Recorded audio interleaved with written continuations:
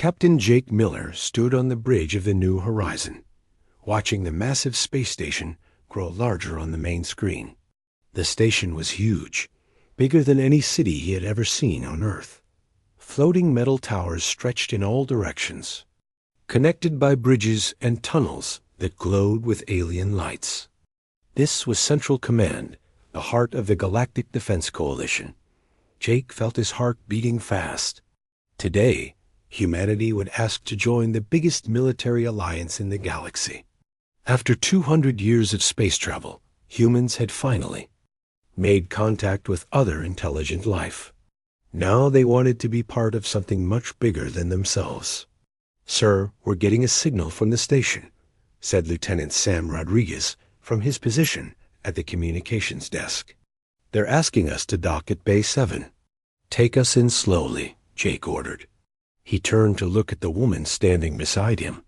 Admiral Lisa Carter was the highest-ranking military officer on the ship. She had gray hair and sharp blue eyes that missed nothing. "Are you ready for this, Admiral?" Lisa nodded, but her face looked worried. "As ready as we can be. The intelligence reports show these aliens are much larger than us. Some stand over 9 feet tall." "Size isn't everything," said Colonel Mike Torres from the back of the bridge. He was a tough-looking man with dark hair and scars on his hands from years of combat training. "We've fought bigger enemies before." Jake smiled a little. That was true. Humans had been fighting each other for thousands of years.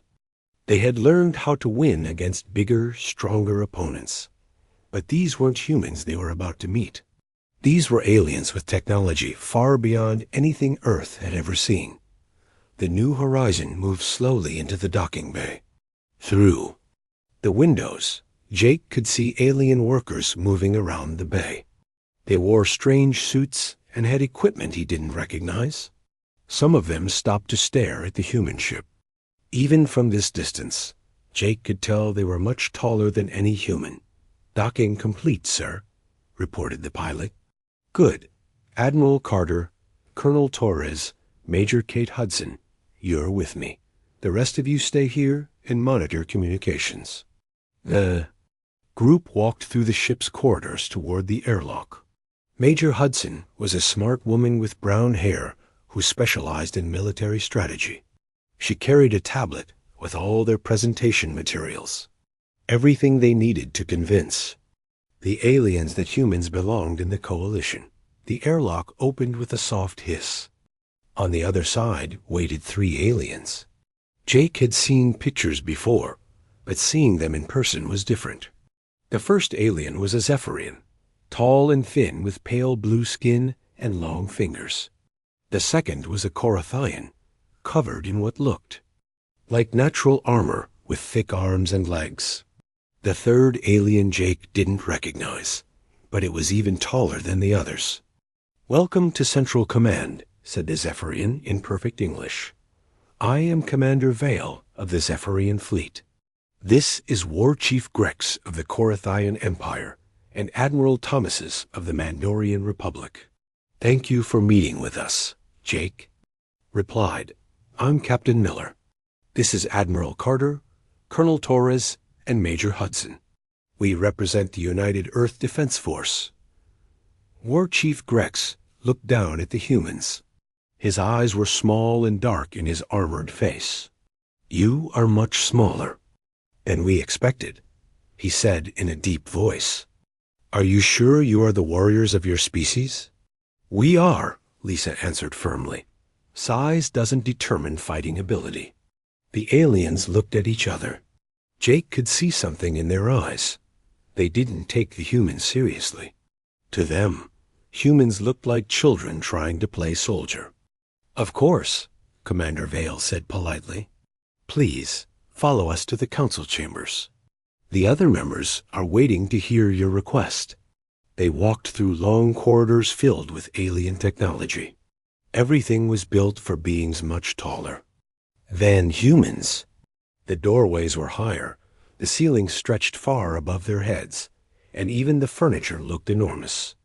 Jake felt like he was walking through a world built for giants. The council chamber was a huge round room with seats arranged in circles. Dozens of aliens sat waiting. Jake had never seen so many different species in one place. Some had fur, others had scales. Some had multiple arms, others had tentacles instead of legs. But they all had one thing in common. They were all much bigger than humans. "Please, take your seats," Commander Vale said, pointing to 4 chairs that looked too big for the human delegation. Admiral Carter stood up first.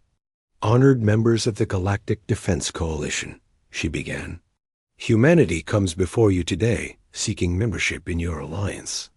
We offer our military experience, our technology, and our commitment to defending peaceful worlds against aggression." Some of the aliens whispered to each other. Jake heard a few quiet laughs. Major Hudson activated her tablet and holographic. Images appeared in the air above them. The images showed human soldiers in combat, human warships in space battles, and human cities protected by defensive systems. "These are our military capabilities," Hudson explained. "Human forces have experience in many different types of warfare. We have fought in space, on planets, in cities, and in wilderness areas. Our soldiers are trained to adapt to any situation." "War Chief."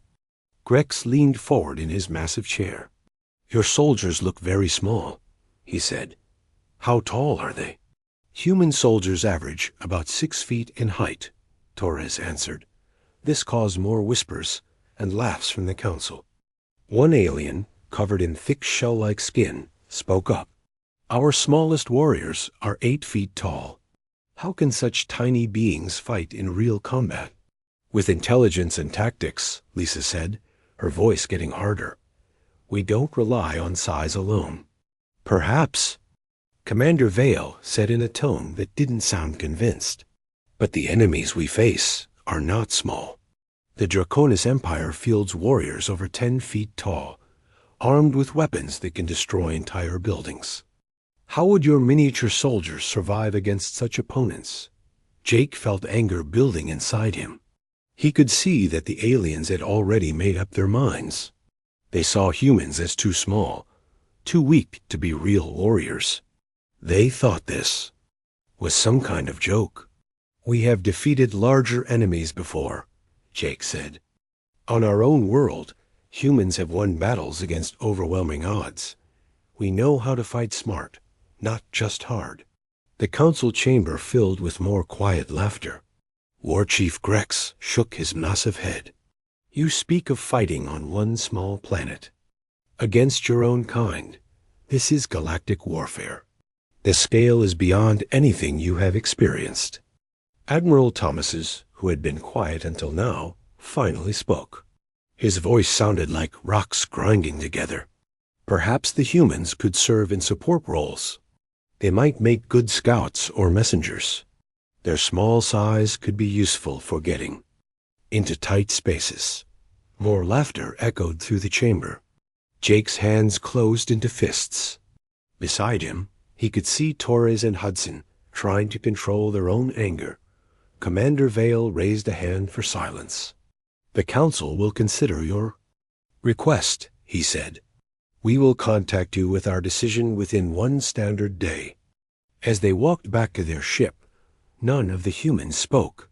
They had come here hoping to join the galaxy's greatest military alliance as equals. Instead, they had been treated like children playing dress-up. The aliens saw them as nothing more than tiny creatures who might be useful for small tasks. But Jake knew something the aliens didn't. Throughout human history, the biggest mistake any enemy could make was underestimating human determination. The aliens would learn that lesson soon enough. 3 months had passed since the Coalition gave humanity their answer. They were accepted into the Alliance, but only for support duties. No combat roles, no strategic planning. Just reconnaissance and supply transport. Captain Jake Miller still felt angry every time he thought about it. The human fleet now followed behind the main Coalition forces like unwanted guests at a party. Their ships were smaller and faster, than the alien vessels. But the Coalition commanders treated them like delivery trucks rather than warships. Commander, Alex Bennett stood on the bridge of the Earthship Defender, watching a massive Coalition fleet prepare for battle. Hundreds of enormous warships floated in space, their hulls gleaming with weapons and armor. Each ship was at least 5 times larger than any human vessel. "Sir, we're receiving the battle plan from Coalition Command," reported communications. Officer Beth Morris. She was young, with red hair and green eyes that always seemed alert. Alex took the datapad and read through the plan. His face grew more frustrated with each line. "It's the same strategy they always use," he said to his second-in-command, Lieutenant Ryan Woods. "Line up the big ships. Fire all weapons at maximum range. Send in the heavy ground forces when the enemy is softened up." Ryan nodded. He was a thin man with dark hair who served as the ship's science officer and tactical analyst. No creativity, no adaptation. They fight like machines following a program. "And it's worked for them for centuries," Alex admitted, "against enemies who use the same basic tactics. But intelligence reports say the Draconis Empire is different." The Draconis Empire had appeared 6 months ago from the outer edge of the galaxy. They attacked without warning and without mercy. Their technology was advanced, their ships were fast, and their warriors were even larger than Coalition forces. Worst of all, they seemed to learn and adapt with each battle. "All ships, prepare for jump to the Kepler system," came the voice of Coalition Admiral Morax over the communication system. "Draconis forces have taken 3 colonies there. We will retake them and push the invaders back." Alex sighed. "Take us to our assigned position, Lieutenant. Behind the supply convoy, where we belong." The fleet jumped through hyperspace in a flash of blue light. When they emerged, the Kepler system was already under attack. Draconis ships moved between the planets like deadly shadows. They were sleek and dark, unlike the bulky Coalition vessels. "My God," whispered Ryan, staring at the tactical display. "Look at how they move. They're not just attacking randomly. There's a pattern to it." Alex studied the enemy movements. Ryan was right. The Draconis ships weren't just shooting at everything they could see. They were targeting specific installations with surgical precision. Power plants, communication arrays, defense platforms. They knew exactly what to hit to cripple Coalition. "Resistance. Coalition fleet, advance to attack positions," Admiral Morax ordered. "Prepare for standard engagement protocol." The massive Coalition ships moved forward in perfect formation, their weapons charged with energy that lit up space like artificial stars. It was an impressive sight. Hundreds of the galaxy's most powerful warships advancing together. The Draconis forces saw them coming and responded immediately. But instead of forming their own battle line like Coalition forces expected, they scattered. Some ships moved behind asteroids. Others dropped back toward the planets. A few actually moved closer to the Coalition fleet, but from unexpected angles. "What are they doing?" Alex muttered. The Coalition opened fire first. Thousands of energy beams and missiles streaked across space toward the Draconis positions. It was the most concentrated firepower Alex had ever seen. The weapons lit up the darkness like a deadly fireworks display, but most of the shots missed. The Draconis ships had moved from their original positions. The few hits that connected seemed to barely damage the enemy vessels. Then the Draconis forces struck back. Their weapons were different from Coalition technology. Instead of massive energy cannons, they used smaller, faster projectiles that could change direction in flight. The projectiles found weak spots in Coalition armor and shields that the aliens didn't even know existed. "Coalition ship Mighty Thunder is taking heavy damage," Beth reported, monitoring communications. "They're requesting immediate support." "Alex, watched as one of the largest coalition battleships tried to turn toward safety, but it was too slow. Too big. The Draconis forces swarmed around it like insects attacking a giant. Within minutes, the ship's engines failed, and it began to drift helplessly. "Why don't they break formation?" Ryan asked. "They're sitting targets out there." "Because that's not how they fight," Alex answered. "They've been using the same tactics. For so long, they can't think of anything else." The battle continued for hours. The coalition forces were brave and determined, but they couldn't adapt fast enough. Every time they tried a standard maneuver, the Draconis forces had a countermove. Ready. It was like watching a chess match between a master and a beginner. General Amy Foster watched the battle from her command ship with growing horror.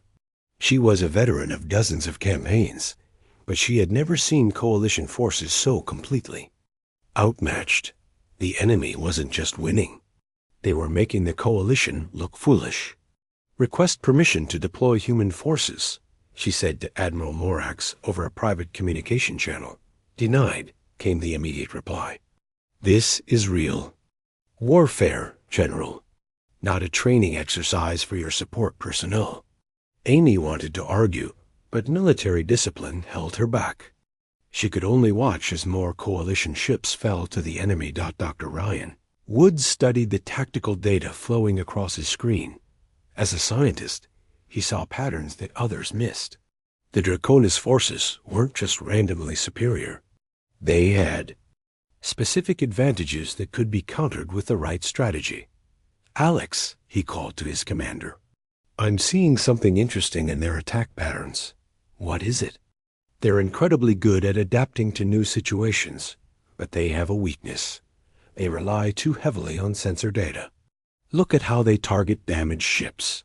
They always go for the ones showing the most energy signatures." Alex studied the data. Ryan was right. The Draconis forces seemed to hunt by following electronic signals. Ships that powered down their systems were often ignored, even if they were still capable of fighting. "That's useful information," Alex said. "Too bad no one will listen to us." On another human ship, Sergeant Nina Blake watched the battle with her special operations team. These were soldiers trained for the most dangerous missions Earth could offer. They had volunteered to serve in space, hoping to use their skills against alien enemies. Instead, they were stuck on a transport ship, watching real warriors die while they carried supplies and ran errands. "This is bullshit," muttered Corporal Danny Lopez. He was a demolitions expert who had served in conflicts on 3 different continents. "We could help them." "How?" asked Private Paula Wright. She was an engineer who specialized in electronic warfare. "They won't even let us near the fighting." Nina didn't answer. She was thinking about the battle she was watching. The coalition forces were losing because they couldn't think like their enemies.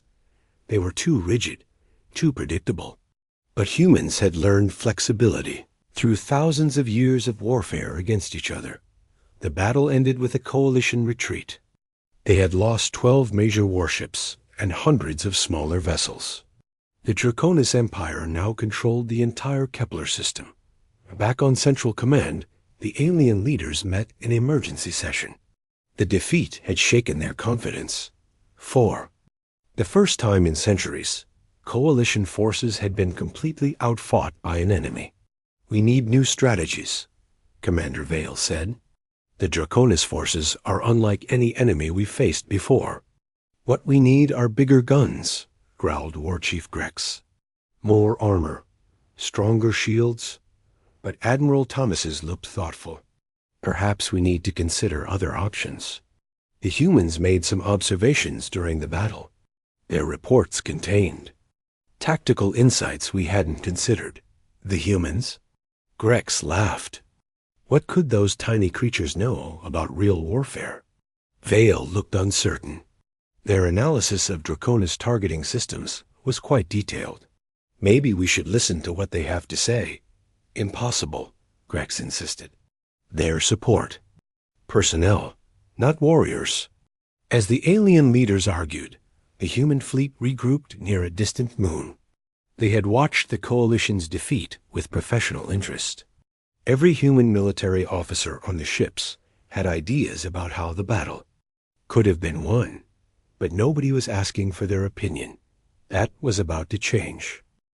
2 weeks after the disaster at Kepler, another coalition fleet met the same fate at Rigel Station. Then came the crushing defeat at New Centauri, where the Draconis Empire destroyed an entire battle group in less than 4 hours. The coalition had lost 3 major star systems and dozens of warships. Panic was spreading through their ranks. Commander Vale stood in the empty corridor outside the human quarters on Central Command. For the first time in his long military career, he felt truly desperate. The Zephyrian officer had fought in 17 campaigns and never lost a single battle. Now he was about to do something that would have seemed impossible. Just months ago, he was going to ask the humans for help. The door opened before he could press the call button. Captain Jake Miller stood there, as if he had been expecting the visit. Behind him, Admiral Lisa Carter sat at a small table reviewing data on a tablet. The human quarters were cramped by alien standards, but the humans seemed comfortable in the tight space. "Commander Vale," Jake said politely, "please come in." Vale had to duck his head to enter the room. Everything was built for beings much smaller than himself.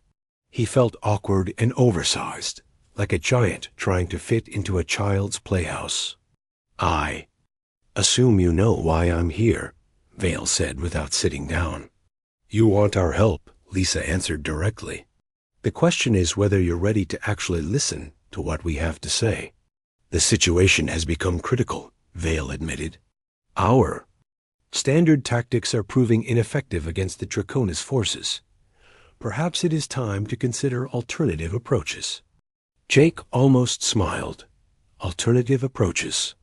Is that what you're calling it?" "Captain, please," Vale said, his voice showing strain. "We need your insights.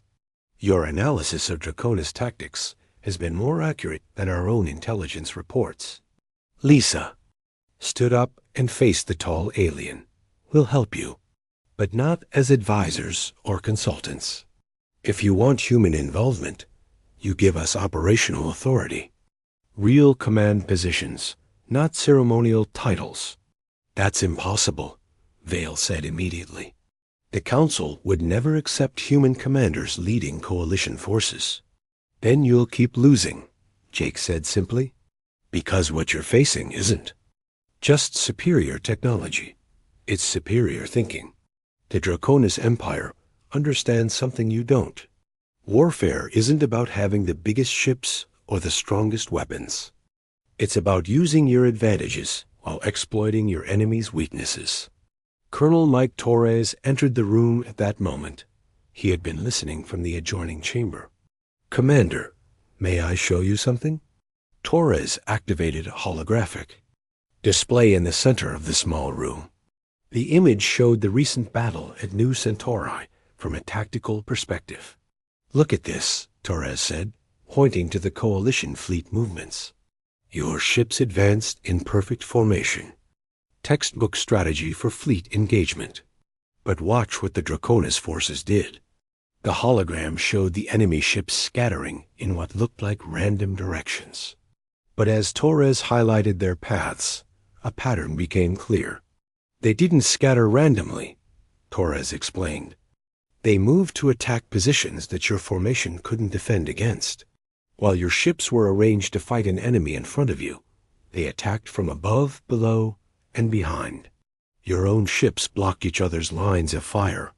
Vale studied the display.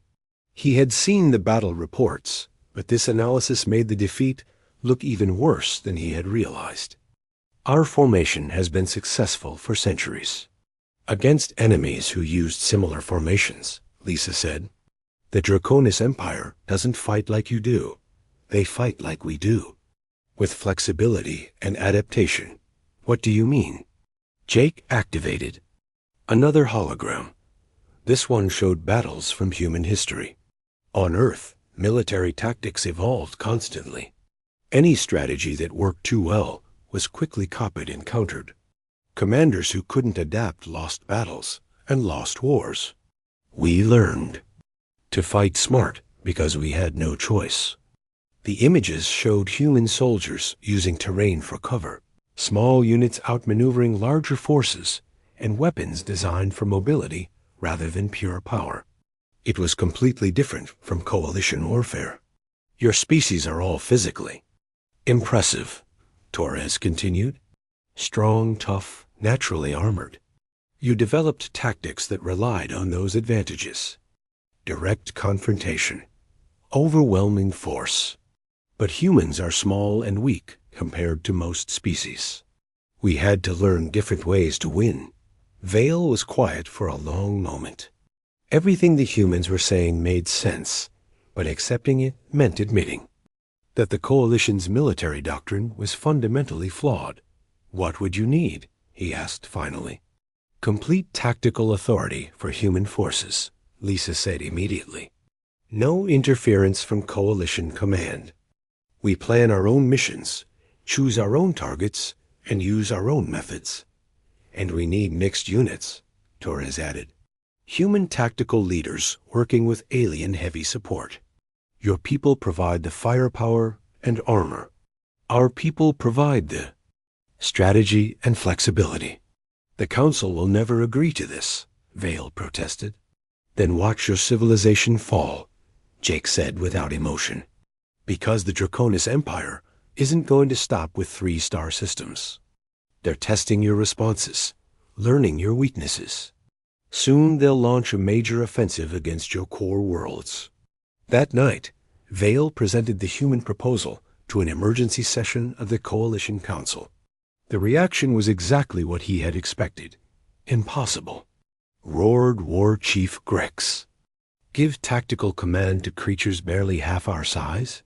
It's humiliating. More humiliating than losing every battle. Vale asked.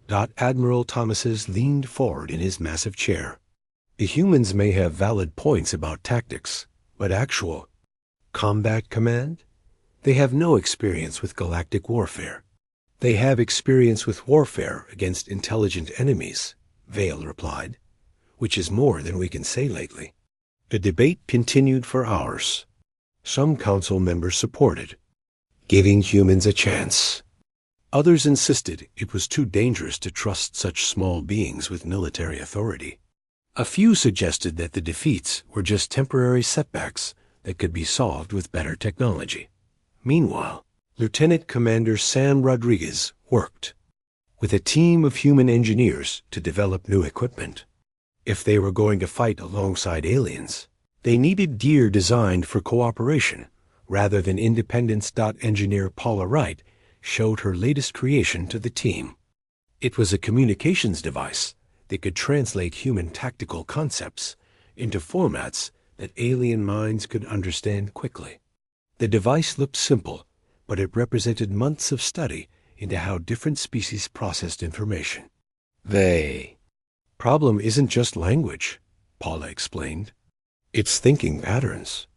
When we say flanking maneuver, humans understand immediately. But Carathians think in terms of honor challenges, and Zephyrians think in terms of elegant solutions. This device translates our concepts into terms they can act on quickly. Major Kate Hudson tested another piece of equipment. It was a tactical display that could show battle plans from multiple perspectives simultaneously. Human commanders could see the fluid, adaptive view they were used to, while alien forces could see the structured, hierarchical view they preferred. This might actually work, Kate said, if they give us the chance to try it. On the third day of debates, news arrived that changed everything. The Draconis Empire had launched a massive assault on the Helios system. Helios Station was one of the Coalition's most important military bases. If it fell, the enemy would have a direct route to the Coalition's core worlds. We need every available ship, Admiral Morax announced.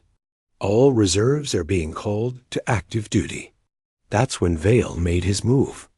I propose we allow the humans to attempt a rescue mission to Helios Station. If they succeed, we give them the authority they've requested. If they fail, we continue with standard tactics." The council chamber fell silent. War Chief Grex looked angry, but even he could see the logic in the proposal. "What exactly are you suggesting?" Admiral Thomases asked. "Let the humans prove themselves," Vale said. "One mission, their way. If they can retake Helios Station, or our forces failed, then we admit they know something about warfare that we don't." Jake Miller received the message an hour later. The humans had been given permission to attempt the impossible. Helios Station was considered the strongest fortress in Coalition space.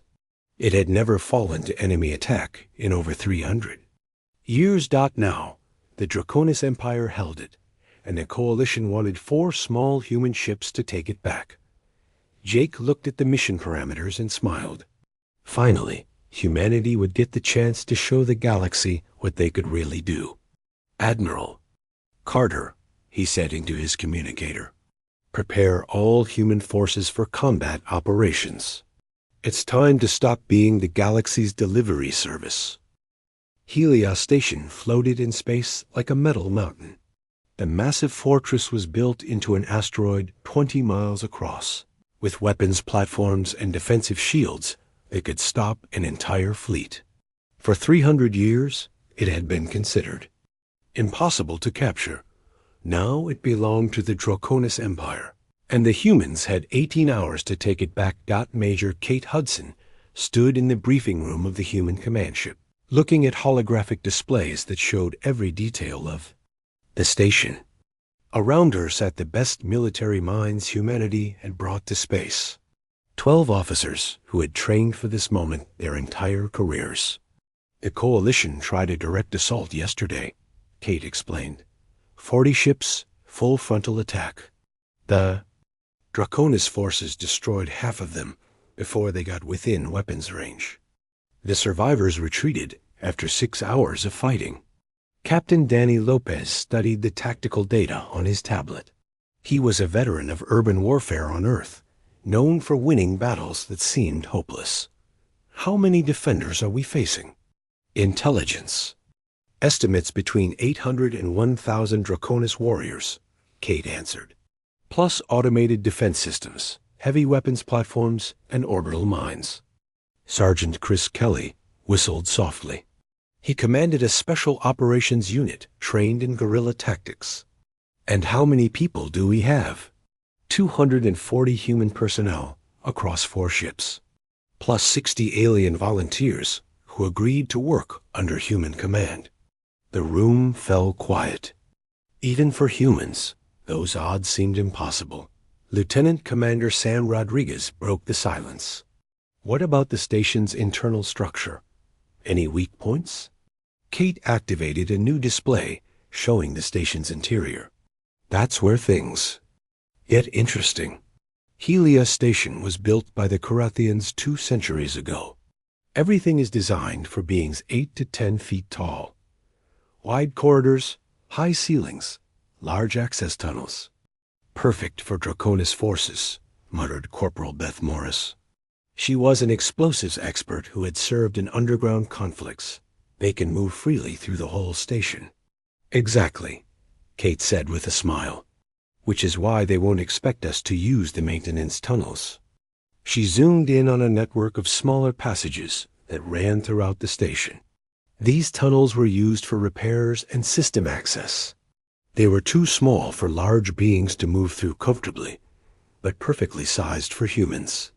"The Draconis forces will defend the main corridors and important rooms," Kate explained, "but they can't guard every maintenance tunnel. We can move through the station without being seen." Captain Lopez leaned forward. "What's the primary target?" "The station's main power core. It's located in the center of the asteroid, protected by 3 layers of security. If we can plant explosives there, we can force the Draconis forces to evacuate or risk losing the entire station." "And if they choose to fight instead of evacuate?" asked Chris, Kate's expression became serious. Then we fight our way out. But by then, we'll have proven that human tactics can succeed where coalition methods failed.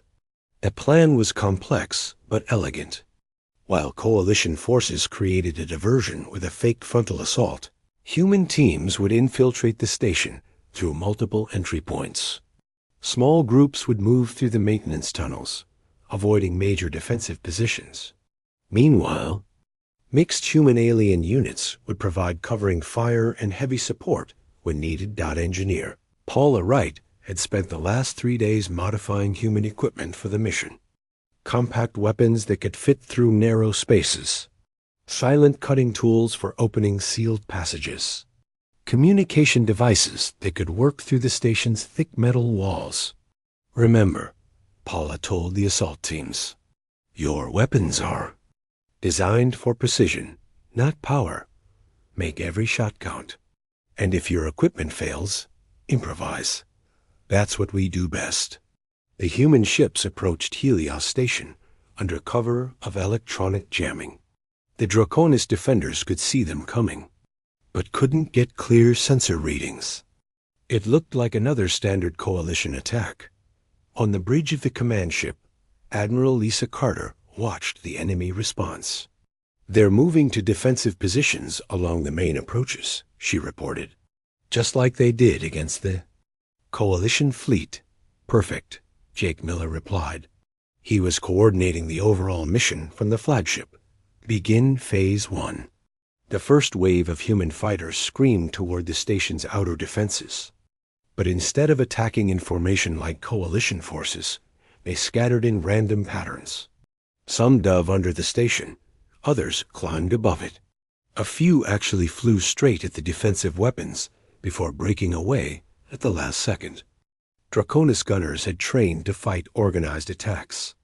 They didn't know how to target enemies that moved like individual hunters instead of military units. Their shots missed more often than they hit. During the confusion, transport ships slipped close to the station's hull. Magnetic clamps locked onto the metal surface, and cutting torches began opening holes in areas the defenders couldn't see. Sergeant Nina Blake led the first infiltration team through a service port near the station's communication array. Her squad of 8 soldiers moved through passages barely wide enough for their equipment. Behind them, they sealed each opening to prevent discovery. Echo Base, this is Alpha Team, Nina whispered into her communicator. We're inside. No contact with enemy forces. 2 more teams reported successful entry within the next 10 minutes. The human plan was working perfectly. Meanwhile, the mixed human-alien units began their part of the operation. Korathian warriors provided heavy weapons support, while human tacticians directed their fire. Zephyrian pilots flew human-designed attack patterns that confused and disrupted enemy communications. For the first time, coalition and human forces were working together as a real team. The aliens provided strength and firepower, while humans provided strategy and coordination. Inside the station, Nina's team reached the first checkpoint on their route to the power core. Through a ventilation grate, they could see Draconis guards patrolling a major corridor. The enemy soldiers were huge, nearly 10 feet tall, with natural armor and energy weapons. They're following standard patrol patterns, Nina observed. 20-second intervals between guards. But they're not watching the ceiling. Human soldiers had learned long ago that most enemies forgot to look up. Nina's team used magnetic boots to crawl across the corridor ceiling while the guards passed below. It took 15 minutes to cross a space that would have required a major firefight using coalition tactics. Corporal Beth Morris reached the power core first. The chamber was enormous, filled with glowing crystals that provided energy for the entire station. Draconis technicians worked at control panels, monitoring power flow and defensive systems. Target acquired, Beth reported. 12 enemy personnel. Heavy security around the main core. Wait for the signal. came Kate's voice over the radio. "All teams need to be in position before we move." 20 minutes later, all 4 human teams had reached their objectives. Communication arrays, defensive, control centers, life support systems, and the main power core. Each target was guarded by Draconis forces who had no idea humans were just meters away. "All teams, this is command," Jake's voice crackled through their headsets. "Execute Phase 2. You have authorization to engage." The attacks began simultaneously across the station. Small explosions knocked out communication systems. Defensive. Guns stopped working as their control circuits were severed. Life support systems switched to emergency mode, causing lights to dim throughout the facility. In the power core chamber, Beth's team struck like ghosts. Smoke grenades filled the room while human soldiers moved through the confusion with night. Vision equipment. The Draconis technicians never saw what hit them. "Power core secured," Beth reported. "Placing charges now." The explosive devices were small but precisely positioned. They wouldn't destroy the station, but they would force the main power systems offline. Without power, the station's weapons and shields would fail. As the human teams completed their missions, the Draconis forces finally realized what was happening. But it was too late. Their communication systems were down, their sensors were blind, and their command structure was in chaos. "All teams, begin withdrawal," Kate ordered. "Demolition charges will detonate in 10 minutes. The escape was even more dangerous than the infiltration. Alert Draconis forces were searching everywhere for the human infiltrators. Several firefights broke out in the corridors as human teams fought their way back to extraction points. Sergeant Chris, Kelly's team found themselves trapped in a maintenance tunnel as enemy soldiers surrounded both exits. "Echo Base, we need immediate assistance," he radioed. The response came from an unexpected source.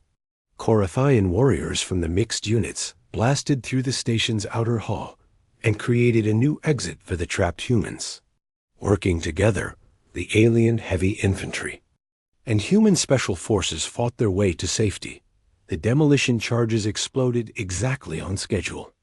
Helios Station's lights went out as the main power core shut down. Emergency systems activated, but they could only maintain basic life support. The massive defensive weapons fell silent. "This is Admiral Carter to Draconis Command," Lisa broadcast.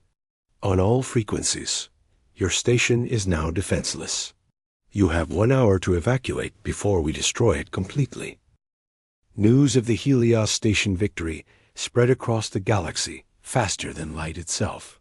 Within days, every coalition world knew that human forces had accomplished what seemed impossible.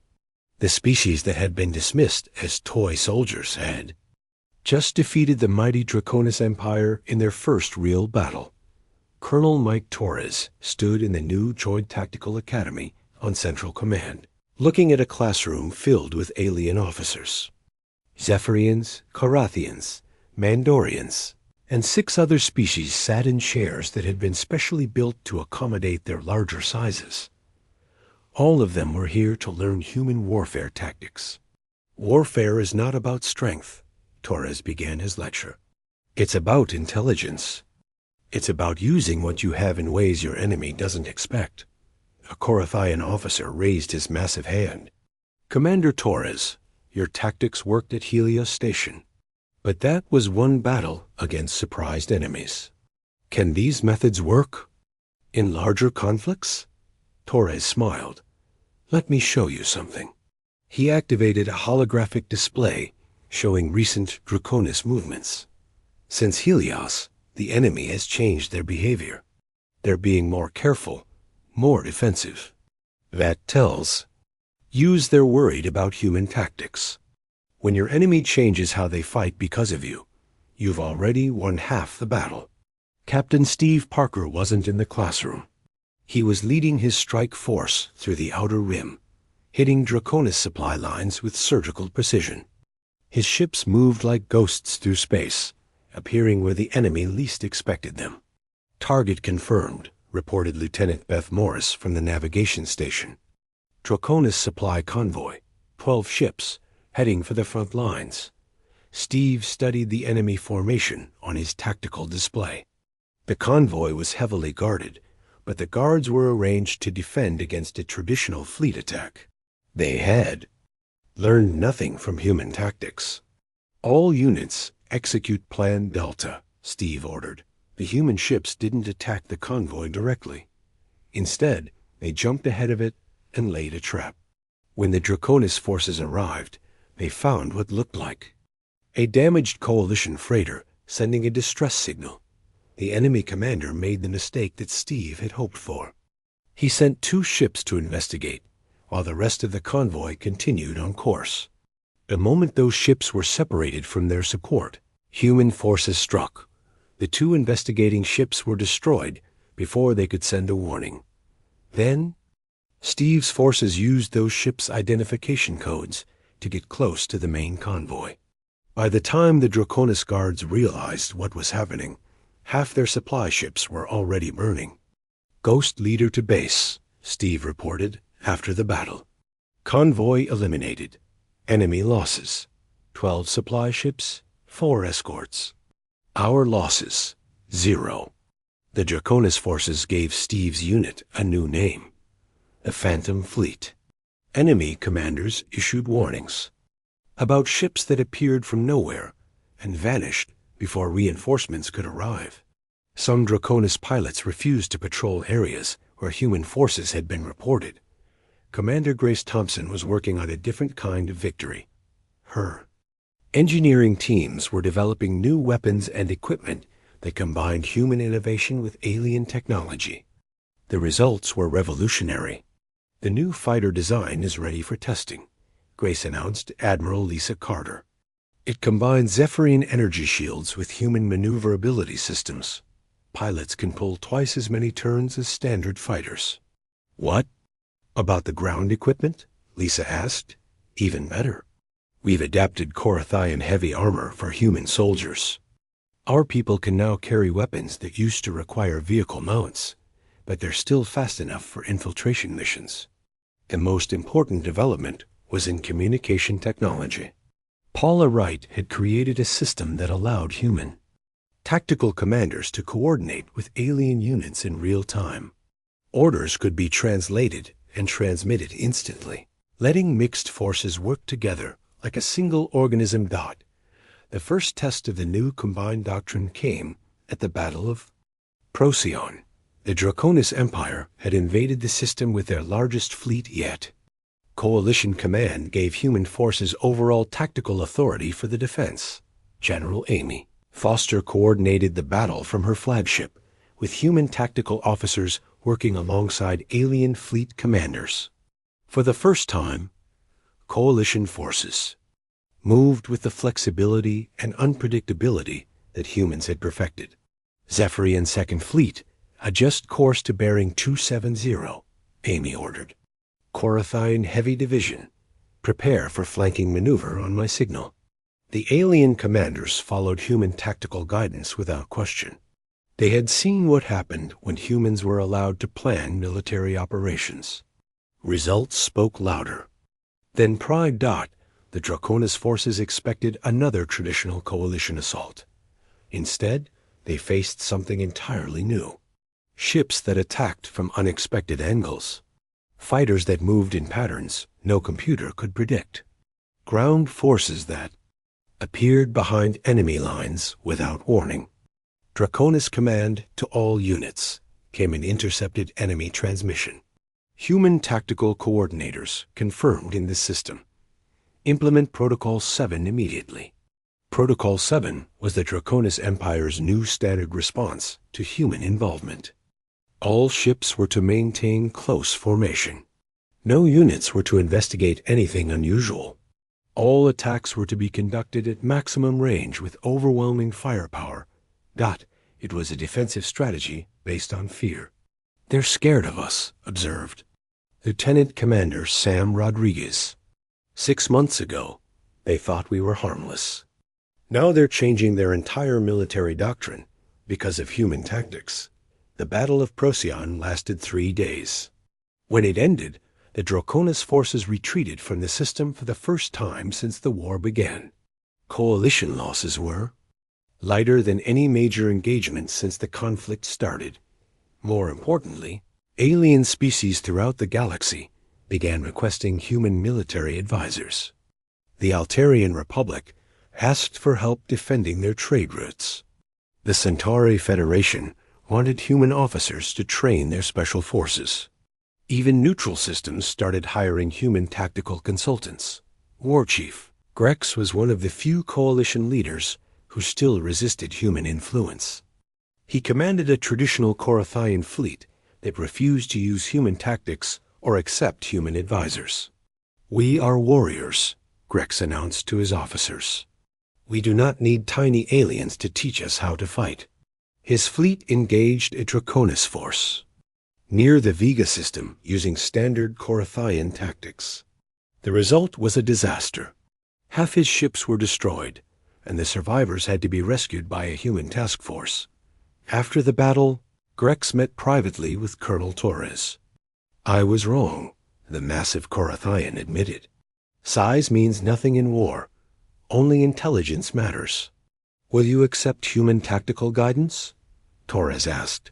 Grex nodded slowly. "My pride nearly got my warriors killed. I will not make that mistake." Again, the war was turning, but the Draconis Empire wasn't finished. Intelligence reports indicated they were massing their entire fleet for one final assault on the Coalition's core worlds. Every ship they had, every warrior they could muster, aimed at the heart of Coalition space. "They're going to try to end this war with one massive battle," Admiral Carter observed during a strategy meeting. "Everything they have against everything we have." "Good," replied Jake Miller. "That means we'll have the chance to beat them once and for all." But the human officers knew this would be their greatest test. The Draconis Empire was bringing everything they had to this fight. Defeat would mean the end of the Coalition and everything they had worked to protect. Commander Vale approached Jake after the meeting. "Captain, I must ask you something that troubles me. What if we lose this final battle? What if human tactics aren't enough against their entire fleet?" Jake looked out at the stars through the station's observation window. "Commander, there's something you need to understand about humans. We've been fighting impossible battles for thousands of years. Sometimes we lose, but we never give up, and we always learn from our mistakes. But if we lose everything, then we'll find a way to win it back," Jake said simply. "That's what humans do. We survive, we adapt, and we keep fighting until we win." The final battle was coming, and it would determine the fate of the galaxy. But for the first time since the war began, the Coalition had something more powerful than ships or weapons. They had Hope Dot, and they had humans to lead them into battle. The largest fleet in galactic history assembled at the edge of Coalition space. Over 2,000 Draconis ships moved through the darkness like a swarm of metal predators. Every vessel the Empire could build, steal, or capture had been gathered for this final assault. Their target was Sanctuary Prime, the Coalition's capital world. General Amy Foster stood on the bridge of the combined fleet's command ship, watching the enemy approach on long-range sensors. Around her, officers from 12 different species worked at control stations designed by human engineers. For the first time in Coalition history, the defense of their homeworld was being coordinated by a human commander. "Enemy fleet composition confirmed," reported Captain Danny Lopez from the tactical station. 1,800 combat vessels, 200 support ships.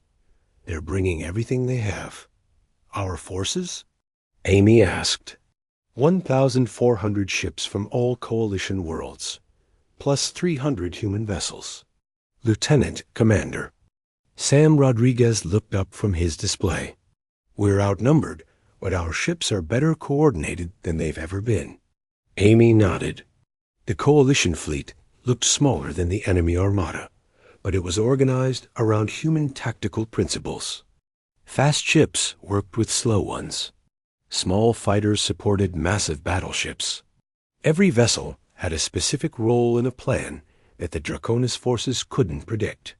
All fleet commanders, this is General Foster, Amy announced over the communication.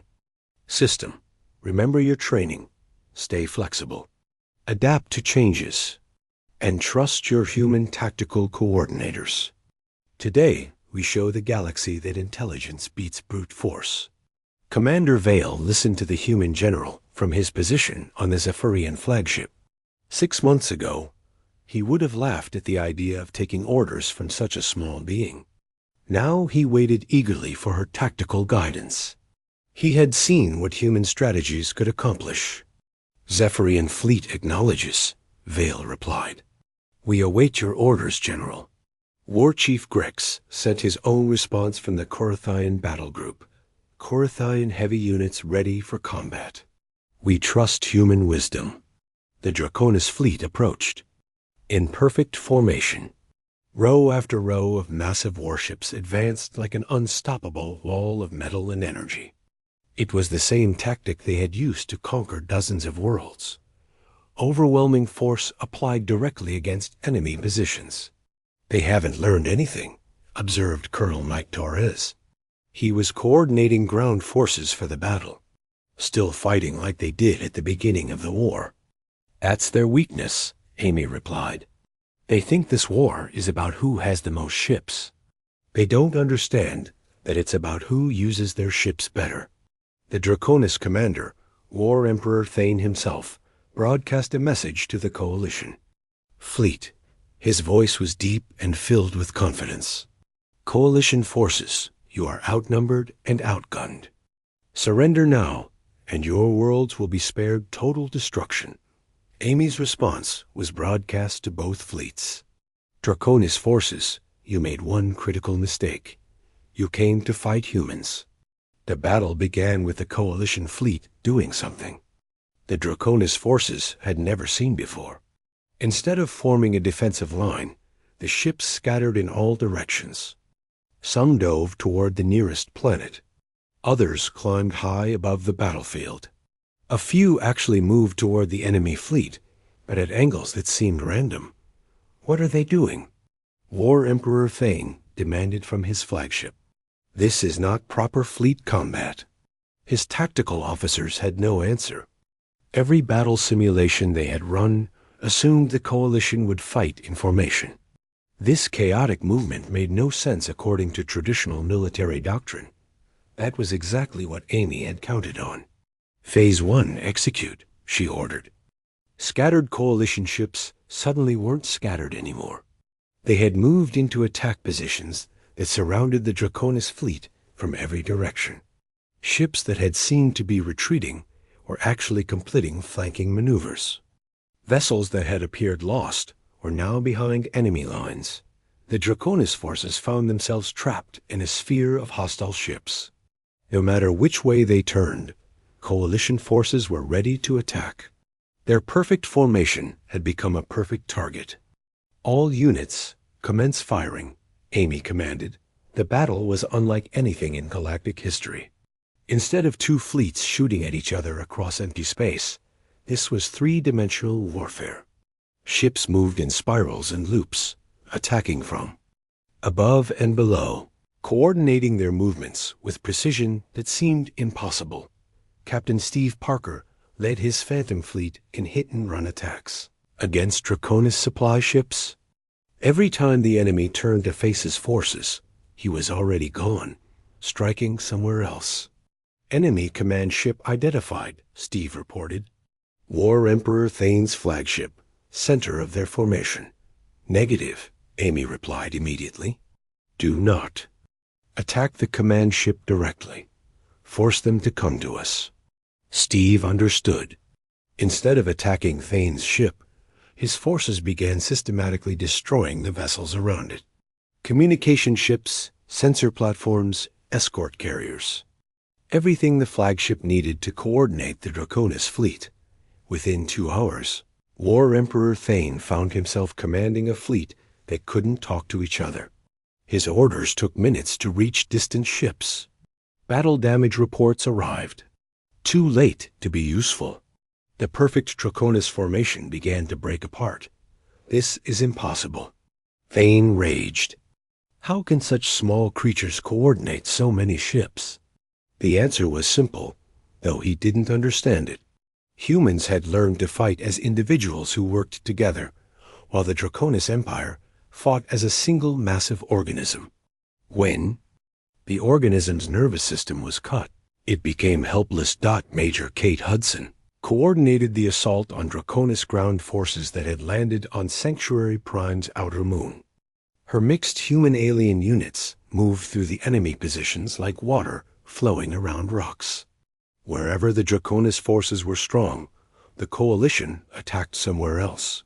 Wherever they were weak, human tactics exploited the weakness. Enemy. Stronghold secured, Kate reported. Draconis ground commander is requesting evacuation. The space battle continued for 18 hours. Slowly but steadily, the Coalition forces gained the advantage. Not through superior firepower, but through superior thinking. Every Draconis move was countered by a human tactical response they had never seen before. As the sun rose over Sanctuary Prime, the Draconis fleet was in full retreat. Half their ships were destroyed or disabled. The survivors fled toward the edge of the system, abandoning their invasion completely. War Emperor Thane's flagship was the last to leave. Before jumping to hyperspace, he sent one final message to the Coalition fleet. This defeat will not be forgotten. But we acknowledge that we have underestimated human tactical capabilities. The Draconis Empire requests terms for ending this conflict. The formal surrender ceremony took place 1 week later on Central Command. Representatives from every Coalition world attended, along with a delegation from the defeated Draconis Empire. War Emperor Thane was a massive creature, even larger than most Coalition species. But when he approached Admiral Lisa Carter to sign the peace treaty, he looked small and defeated. "We came to this galaxy believing that strength was everything," Thane said as he signed the documents. "Your human warriors have taught us that intelligence matters more than size. We request that no more human tactical forces be deployed against our remaining territories." The peace treaty included unprecedented clauses. The Draconis Empire agreed to withdraw from all occupied Coalition worlds. They promised to share military technology in exchange for human tactical training. Most importantly, they acknowledged human strategic doctrine as the most advanced in the galaxy. At the victory celebration, species from across the galaxy came to honor the human contribution to the war. Admiral Thomases presented Captain Jake Miller with the Coalition's highest military decoration.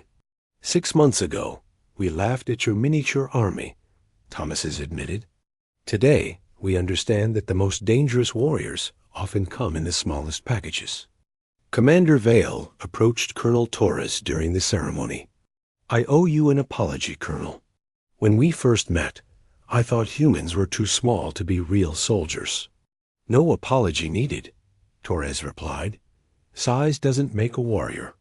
Training does. Experience does. The will to never give up does." War Chief Grex made his own speech to the assembled crowd. "I have fought in 50 battles across 20 star systems. But I learned more about warfare from humans in 6 months than I had learned in my entire military career. They have shown us that the strongest weapon is not made of metal or energy. It is made of intelligence and determination." The celebration continued late into the night, but Jake Miller stepped outside onto an observation deck to look at the stars. Admiral Carter joined him there. "What are you thinking about?" she asked. "About how this all started," Jake replied. "They called us a miniature army. They thought we were toys. And now," Jake smiled, "now every species in the galaxy wants human military advisors." We've gone from being the smallest members of the Coalition to being the most requested allies in galactic history. Lisa nodded. The Joint Tactical Command is already receiving applications from 30 different worlds. Everyone wants to learn human warfare doctrine.